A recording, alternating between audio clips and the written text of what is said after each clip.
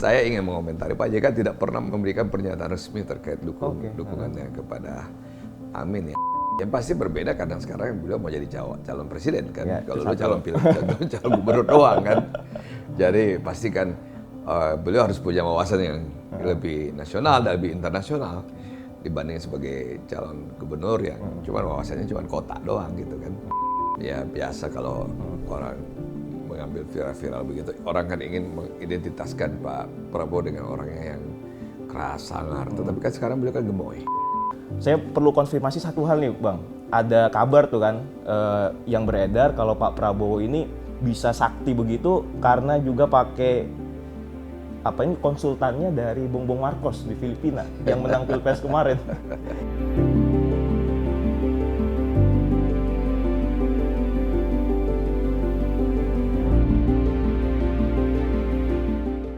Halo Eramania, balik lagi di Speak Up, eranya bersuara. Dan kali ini episode spesial menjelang pemilu. Kita kedatangan tamu, lebih tepatnya kita yang nyamperin ke sini ya.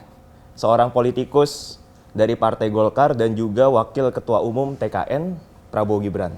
Siapa dia? Langsung aja kita sambut Bang Erwin Aksa. Halo Bang Erwin. Apa kabar? Alhamdulillah baik Bang. Abang sehat Bang? Alhamdulillah. Maaf nih agak telat ya. Enggak apa-apa Bang. Kita yang terima kasih Bang ya udah meluangkan waktu buat ngobrol bareng. Alhamdulillah. Dan juga dipinjemin studionya nih. Ya, anytime bisa ke sini. Soalnya saya lihat nih Bang Erwin sering juga ya bikin konten menyapa masyarakat di YouTube gitu. Ya, saya kan nyalek juga di Jakarta Barat Utara, Pulau Seribu. Pantesan tadi saya kan dari kantor Tanah Abang. Ke tendian sini udah mulai rame tuh. Gambarnya Bang Erwin. Dapil DKI 3 Bang? Jakarta 3. Jakarta 3. Jakarta 3. Ya salah satu yang memang yang harus kita perlihatkan juga side banner ya itu penting di samping sosial media ya. Medianya juga. Ada side banner yang perlu kita pasang juga. Oke. Yang dipasang oleh masyarakat. Relawan Bang ya. Relawan. Saya penasaran tuh Bang Erwin kan aslinya Makassar. Kenapa nggak dapilnya milih di Sulawesi Selatan aja Bang? Ya ada faktor tertentu karena saya juga di partai sebagai wakil ketua pengarah strategis. Jadi saya sering kali juga berurusan dengan kepentingan nasional di Partai Golkar. Biar nggak bolak-balik gitu. Ya sehingga sering kali saya ke daerah juga dan bolak-balik ketemu dengan ketua umum, ya berbicara tentang hal-hal strategis terkait dengan kemenangan Partai Golkar. Oke. Ya. Nah ini ngomongin pemilu Bang ya, kan tinggal ngitung minggu lagi nih sebelum coblosan Bang ya. Sebulan lebih ya. Kami tuh penasaran sebetulnya bagaimana dari masing-masing kubu ini mempersiapkan buat tanggal 14 Februari nanti nih, termasuk dari Pak Prabowo dan Mas Gibran gitu. Kalau yang saya baca tuh saya lihat sekarang kubu 02 sedang mendorong untuk Pak Prabowo bisa menang satu putaran aja. Nah, Bang Erwin gimana Bang? Percaya dirinya setingkat apa optimisme dengan target itu Bang? Bagi saya sering sampaikan kepada tim bahwa kita harus tetap merendah diri. Ya, kita harus tetap merendah diri, kita jangan lengah dan jangan blunder. Itu yang paling penting yang sering saya sampaikan kepada tim. Karena pemilu itu seringkali banyak kejadian-kejadian politik yang kita tidak sangka. Gampang di framing juga Bang. Kita juga tidak ingin ada blunder. Ya, kita ingin agar pemilih itu datang ke TPS tanggal 14. Nah ini saya penasaran sebetulnya Bang, seandainya misalnya nanti Pilpresnya berjalan cukup sengit tuh sampai lanjut ke putaran 2. Kalau dari Bang Erwin sendiri nih, pendapat pribadi, lebih milih Pak Prabowo tuh ketemu siapa di putaran kedua? Bagi Prabowo Gibran kita tidak berbicara lebih milih siapa. Bagi Prabowo Gibran adalah bagaimana dipercaya oleh rakyat dan kemudian bisa menjadi pemimpin Indonesia ke depan. Dan kepercayaan itu didapatkan dari pemilihan umum yang tentunya kita harus berbicara bahwa pemilihan umum kita ini jurdil ya, dan itu harus bisa diterima oleh semua pihak. Hasilnya itu harus diterima gitu. Kalau saya sendiri sih nggak heran ya kalau melihat dari hasil survei elektabilitasnya Pak Prabowo dan Mas Gibran ini selalu mengungguli dari paslon lain, karena menurut saya pribadi dari sisi kampanye lebih menyeluruh.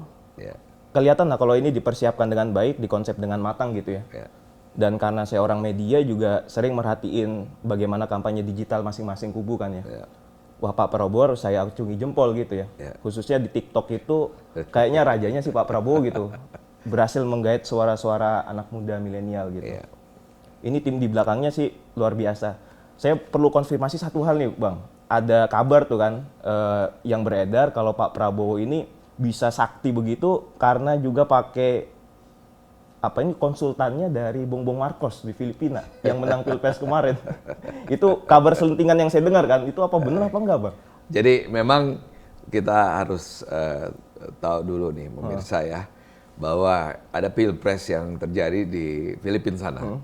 Di mana Bongbong Marcos, anaknya Ferdinand Marcos terpilih. Ya, kita tahu Ferdinand Marcos dulu siapa.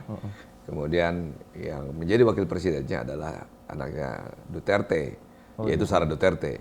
Jadi ada similarity pattern yang terjadi. Nah, kalau kita melihat apa yang terjadi di Filipina itu kan pilpresnya dan pilwapresnya terpisah. Berbeda sama Indonesia, pasangan kalau di Indonesia. Nah, kalau berbicara case study, kita berbicara case study. Kalau kita berbicara konsultan, orang Indonesia hebat kok. Kita sudah melalui berbagai pilpres, pemilu, dan kita punya hebat. Polsters kita hebat. Ahli-ahli strategi kita hebat.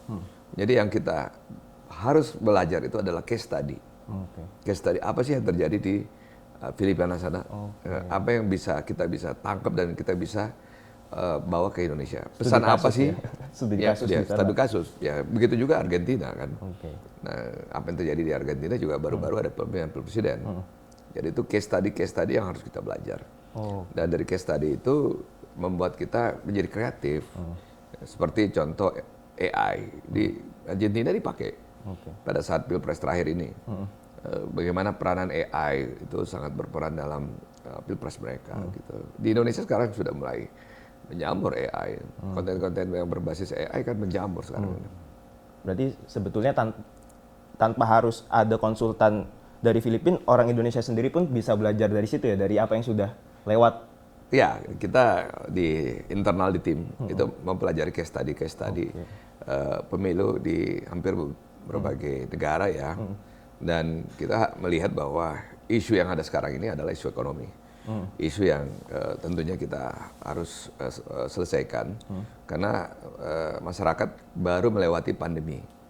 Jadi baru 1,5 tahun melewati pandemi, sehingga masih ada kesulitan masyarakat yang harus kita selesaikan. Sehingga keberlanjutan dan menyelesaikan persoalan yang belum selesai itu menjadi penting. Sama juga yang sering diulang-ulang sama Mas Gibran itu hilirisasi ya. Dari programnya Pak Jokowi sebelumnya juga. Ya, makanya kita kan berkesinambungan. Dan kita harus tahu Indonesia selalu pembangunannya berkesinambungan. Di era Pak Harto ada repelita. Dan kemudian diperbaiki di eranya Pak Habibie. Pak Habibie diperbaiki di eranya Gus Dur diperbaiki di eranya Ibu Mega diperbaiki di era Pak SBY. Demikian juga Pak Jokowi memperbaiki apa yang belum diselesaikan Pak SBY. Jadi selalu ada kesinambungan. Begitu juga yang terjadi di Filipina.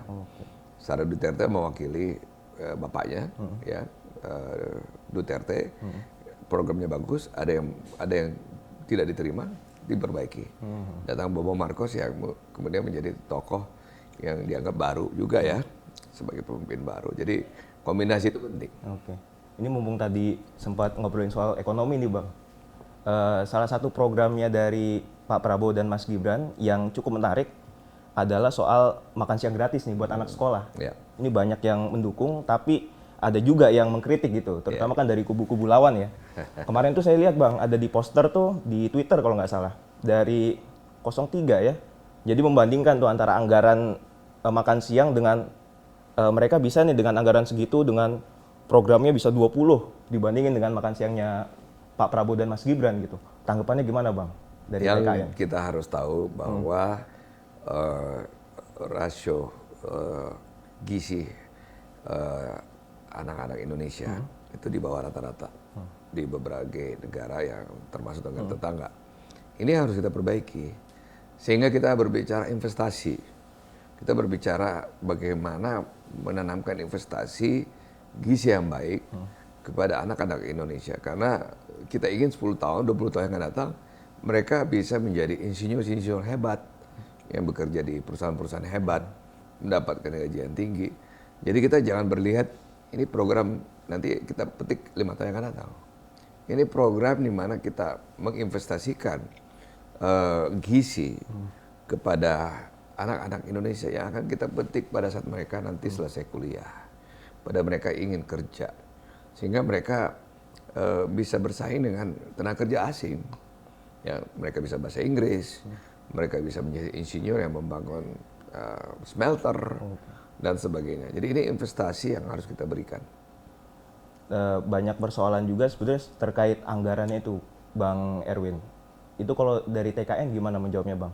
Soal, biayanya tinggi sekali untuk makan siang, Ya, apa bisa atau tidak? kalau bicara anggaran, yang pasti Prabowo Gibran ingin membentuk Badan Penerimaan Negara. Oh, BPN itu ya? Ya, dulu sudah diajukan di era Pak Bambang Brojo sebagai Menteri Keuangan. Waktu itu sudah RUU-nya sudah dibahas sebenarnya.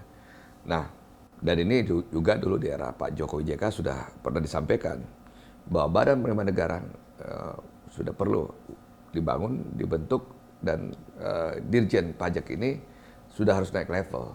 Artinya Badan Penerimaan Negara ini yang sekarang ini adalah Dirjen Pajak itu harus naik kelas sehingga langsung dibawa oleh Presiden.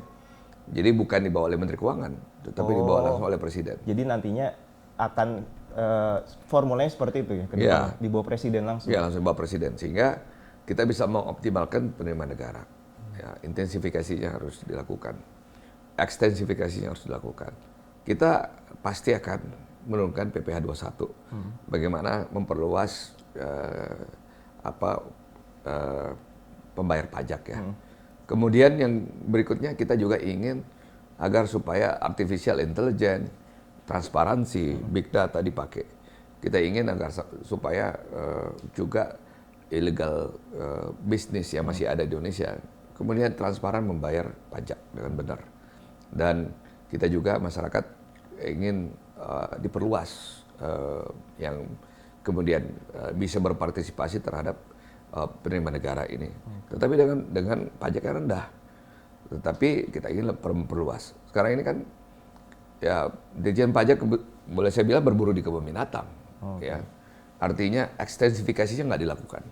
Belum lagi intensifikasinya. Contoh gandum. Gandum di Indonesia pajak impornya 0%. Padahal di negara-negara tetangga dia dikenakan pajak impor. Kemudian pajak ekspor buat minerba kita. Itu perlu dinaikkan atau diberikan pajak ekspor kepada barang-barang minerba kita. Walaupun sekarang sudah ada PPh-nya, ada di pajak dividennya, ada PMBP-nya, tetapi kita akan kenakan lagi pajak ekspor. Karena kita punya natural resources yang begitu penting yang dibutuhkan oleh dunia. Jadi banyak sumber-sumber. Kemudian juga cukai terhadap gula. Sekarang pengeluaran negara di BPJS terkait dengan penyakit diabetes itu 20 triliun. Salah satu tertinggi, Bang. 20 triliun. Nah, bagaimana mengcover? Kita harus mencukaikan gula. Karena di beberapa negara sudah diterapkan cukai gula. Thailand. Beberapa negara sudah mencukaikan yang namanya minuman-minuman atau bahan-bahan yang bergula. Nah, ini penting sekali. Cukai rokok juga demikian. Sehingga biaya kesehatan kita bisa di-cover dari pelaku usaha. Nah, tentunya juga kita berbicara PPN. Rasio PPN kita terhadap penerimaan negara kita itu rendah sekali. Kalau kita bisa menaikkan itu semuanya, apa yang diinginkan terkait dengan program investasi, baik itu infrastruktur tetap berjalan, kemudian investasi terkait dengan makan siang gratis tetap berjalan. Tadi Bang Erwin juga sempat menyebut soal geopolitik nih. Pak Prabowo sangat melek soal itu ya. Dan kalau tidak salah 7 Januari besok debat Capres ketiga itu temanya salah satunya geopolitik ya. Hubungan internasional juga ya. Keamanan, pertahanan. Gimana persiapannya Pak Prabowo untuk debat ketiga nanti, Pak? Pak Prabowo kan paham dengan geopolitik. Beliau punya hubungan dengan pemimpin-pemimpin dunia yang begitu kuat ya. Beliau bahkan bolak-balik ke Amerika, berbicara dengan Menteri Pertahanan Amerika untuk pengadaan alutsista kita dari Amerika. Yang kita perlu tahu bahwa alutsista kita sudah ketinggalan. Apalagi 2 tahun kemarin pandemi, tidak ada belanja alutsista yang dilakukan oleh Indonesia karena semuanya harus dialokasikan ke pandemi ya. Nah, kemudian bukan hanya geopolitik pertahanan, tetapi geopolitik terkait dengan perdagangan juga penting. Bagaimana yang tadi saya katakan, China dan Amerika berperan penting dalam ekonomi dunia sekarang ini. Nah, kita harus bermain yang cukup baik dalam hal ini. Indonesia kan adalah negara non-blok. Kita bisa berbicara dengan China, kita bisa bicara dengan Amerika dan berbagai negara ya. Nah, yang kita ingin lakukan adalah bagaimana negosiasi kita dengan negara-negara ini agar Indonesia tidak dikenakan tarif pada saat ekspor, sehingga banyak negara ingin investasi ke Indonesia karena pada saat mereka ekspor kembali ke negara mereka nggak dikenakan tarif. Nah ini pentingnya pemimpin yang mengerti tentang geopolitik. Jadi buat debat ketiga besok udah sangat siap Pak Prabowo ya? Insya Allah siap.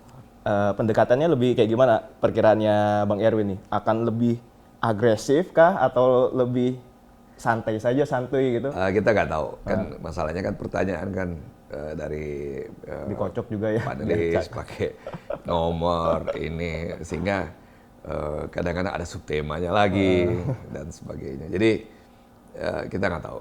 Yang paling penting kan geopolitik ya, hubungan luar negeri juga menjadi penting bagi Indonesia. Ini sedikit mundur debat capres sebelumnya Bang ya. Ada beberapa hal yang perlu saya konfirmasi biar tidak ada kesalahpahaman gitu di masyarakat gitu. Pertama, setelah debat cawapres kemarin tuh, yang justru sempat viral videonya Pak Prabowo yang kemudian di framing berlaku kurang sopan terhadap sesama menteri Pak Bahlil. Nah itu tanggapannya gimana tuh terkait video viral itu Bang? Ya biasa kalau orang mengambil viral begitu, orang kan ingin mengidentitaskan Pak Prabowo dengan orangnya yang keras, sangar. Tetapi kan sekarang beliau kan gemoy ya. Santuy. Udah banyak tuh, malah ilustrasinya yang gemoy itu banyak beredar.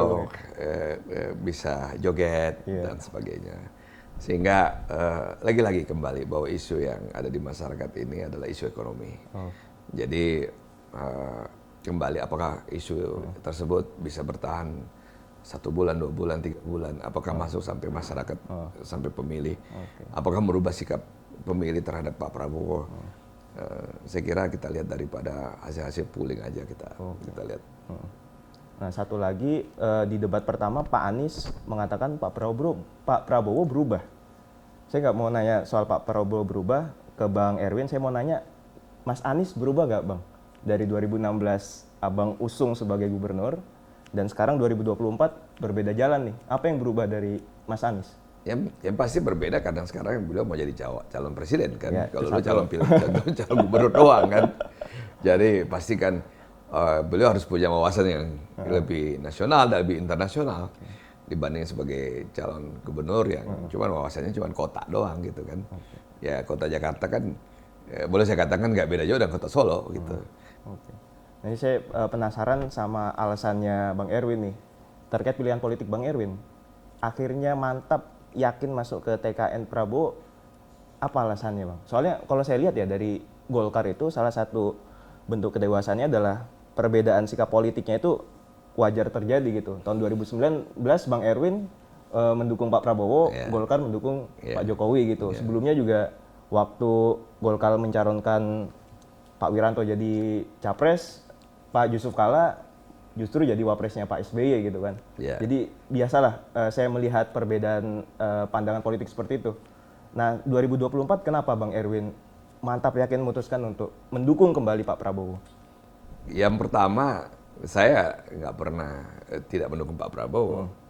Sikap politik beliau, apa yang menjadi cita-cita beliau, selalu saya dukung. Karena saya bangga dengan sikap politik beliau yang nasionalis dan patriot ya. Dan beliau punya jiwa sportif yang luar biasa yang kita perlu bangga. Kemudian kita juga melihat bahwa Pak Prabowo kan adalah tokoh yang dibesarkan dan lahir dari Golkar juga. Beliau punya paham jalan tengah, beliau punya paham ekonomi Pancasila, Jadi paham yang mirip dan sama dengan Golkar. Dan saya 2019 saya mundur dari partai karena mendukung beliau secara terbuka pada saat itu. Dan sekarang karena partai Golkar yang juga mendukung beliau, ya saya kemudian didorong oleh Partai Golkar untuk menjadi wakil ketua TKN sekarang ini. Oke. Yang menarik juga ketika Pak JK akhirnya mengumumkan kalau beliau mendukung ya paslon Amin, paslon seberang nih. Dan kalau saya lihat kan Bang Erwin ini cukup dekat dengan Pak JK gitu. Dari hubungan kekeluargaan dekat, sebagai sesama politikus dan bisnismen juga dekat gitu. Ada yang berubah nggak Bang? Kedekatan hubungan itu setelah di keluarga kami demokratis kok. Seringkali ya? ada perbedaan. Tetapi saya ingin mengomentari Pak JK tidak pernah memberikan pernyataan resmi terkait dukungannya kepada Amin ya. Yang ada juru bicaranya yang mengumumkan dan ada viral video ya. Dan saya belum pernah melihat Pak JK melakukan press conference tuh terkait dukungannya. Langsung, ya. Beliau yang ngomong secara langsung. Ya, jadi menurut saya apakah itu betul Pak JK mendukung atau cuman jubirnya yang kemudian mengumumkan kepada media yang nggak dibantah oleh Pak JK juga. Jadi saya kira Pak JK punya paham jalan tengah juga yang menjadi ideologi Golkar ya, yaitu ekonomi Pancasila itu. Oke. Kirain di grup WA keluarga gitu udah mulai ini Bang, nanya-nanya gitu kan. Enggak lah. Saya dulu kan di Prabowo Sandi, Pak JK kan di Jokowi Maruf kan. Udah biasa jadi ya, perbedaan begitu ya. Memang di keluarga demokratis. Pak Haji Kala dulu P3, Pak JK Golkar. Jadi udah biasa dalam keluarga. Salah satu warisannya Pak Jokowi adalah merangkul. Ketika beliau menang kan akhirnya Pak Prabowo juga dirangkul gitu. Yep. Apakah nanti ketika 02 terpilih juga akan merangkul sama juga Bang? Pak Prabowo sudah mengatakan demikian. Jadi beliau ingin membawa persatuan dan kita ingin bahwa ke depan pemerintahan itu didasari oleh basis meritokrasi ya. Kita ingin teknokrat yang juga ya mumpuni mengisi pos-pos penting dalam pemerintahan ke depan sehingga bisa mengerti kebijakan publik yang baik dan punya pengalaman dan punya wisdom yang cukup baik juga. Nah ini yang hal-hal yang perlu diperbaiki oleh pemerintahan yang akan datang. Ini sebelum saya akhiri percakapan kita sore ini nih Bang, saya mau nanya soal arah Golkar ke depan. Kalau Pilpres sudah selesai nih, arah Golkar ke depan nih Bang, kira-kira mau seperti apa Bang? Soalnya apakah 2029 pengen suara parlemen 20% lebih biar tembus presidensial threshold, bisa nyalonin presiden sendiri atau bagaimana Bang? Ya target Golkar memang dari awal kita 20%. Untuk mendapatkan 20% itu adalah sekian kursi kan. Minimal itu 116 kursi. Nah, kita harus mendapatkan di parlemen. Sehingga kita bisa menominasikan calon presiden kita di 2029. Nah, bukan hanya itu, pilkada yang akan datang juga akan menggunakan hasil pemilu besok. Sehingga Golkar juga di provinsi, di kota kabupaten juga targetnya adalah 20%. Sehingga Golkar bisa menominasikan kader-kader terbaiknya menjadi wali kota, bupati, dan gubernur. Kalau Bang Erwin sendiri udah siap tanding ya? Dapil neraka juga tuh Bang? Dapil DKI semua juga dapil neraka, karena semua dapil punya saingan kan. Jadi tinggal kita lihat apakah peluang kita ada di sana. Apakah kita punya peluang di dapil ini. Apakah kita harus membuang biaya dan waktu di dapil itu. Dan kita harus fokus di dapil-dapil tertentu saja. Jadi ada 84 dapil di seluruh Indonesia hari ini. Kita tidak semuanya harus fokus. Kita hanya fokus di 35 dapil lah kira-kira begitu. Sehingga 35 dapil ini yang harus kita jaga betul-betul, yang kita pelototin secara maksimal oleh Bapilo Golkar. Sehingga disitulah kita bisa mendapatkan tambahan kursi. Dan tambahan itu mudah-mudahan pada pemilu besok bisa terkonversi menjadi 20% dari suara legislatif kita. Oke.